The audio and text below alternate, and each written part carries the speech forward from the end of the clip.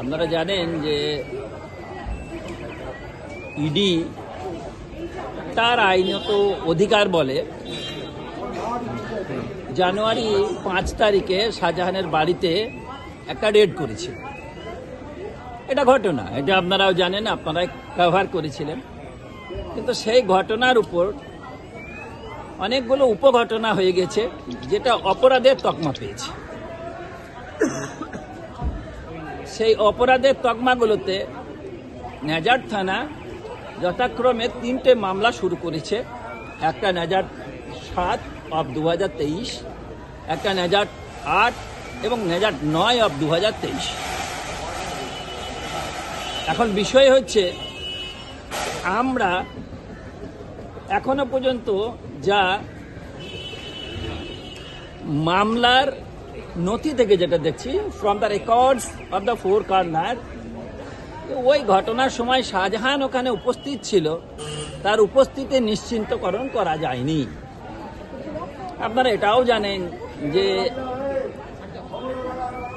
Enforcement directorate ওই সমস্ত বিষয়গুলোই তদন্ত করেন যাতে ওনাদের শিডিউল অনুযায়ী গ্রাহ্য হয়েছে যে অপরাধগুলো থেকে অপরাধের অর্জিত টাকাগুলোকে।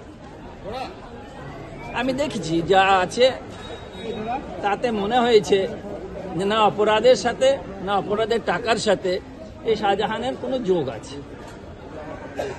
আইনত আমরা একটা আগাম জামিনের দরখাস্ত করেছি। আপনারা দরখাস্ত করেছেন, কিন্তু শেখ শাহজাহান কোথায়? 25 দিন হয়ে গেল তাকে কিন্তু ব্রাদার শেখ শাহজাহান কোথায়, তার জন্য তো অনেকেই আছে।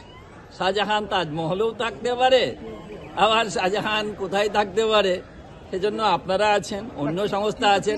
সই করেছেন, ইডি বলছে লুকআউট নোটিশ জারি করা হয়েছে, তাকে খুঁজে পাওয়া যাচ্ছে না, কেউ পুলিশ গ্রেফতার করতে পারছে না। টেকিং রেফারেন্স, আপনার রেফারেন্স নিয়ে আমি বলছি, তাহলে এটা সত্য। ইডি বলেছেন যে লুকআউট নোটিশ জারি করেছে, আপনারা সাক্ষী আছেন।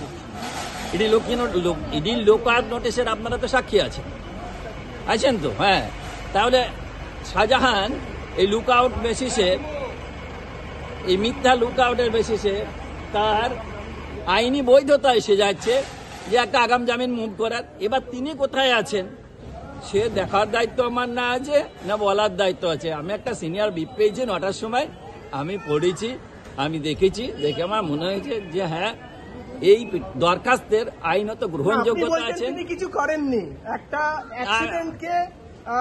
দেখুন, তিনি সামনে আসবেন না সেটা তার বিষয়, তাকে ধরবে কি ধরবে না সেটা তদন্তকারীদের বিষয়, আর তাকে খুঁজে বের করবে কি না করবে সেটা হচ্ছে যারা ল অ্যান্ড অর্ডার মেনটেন করে তাদের বিষয়। আপনি কিন্তু গণতন্ত্রের খুব ভালো করে বুঝবেন, আপনি একবার ভুলে যাবেন না, আপনি কিন্তু গণতন্ত্রের সবচেয়ে আজকের দিনের ইম্পর্টেন্ট স্তম্ভ।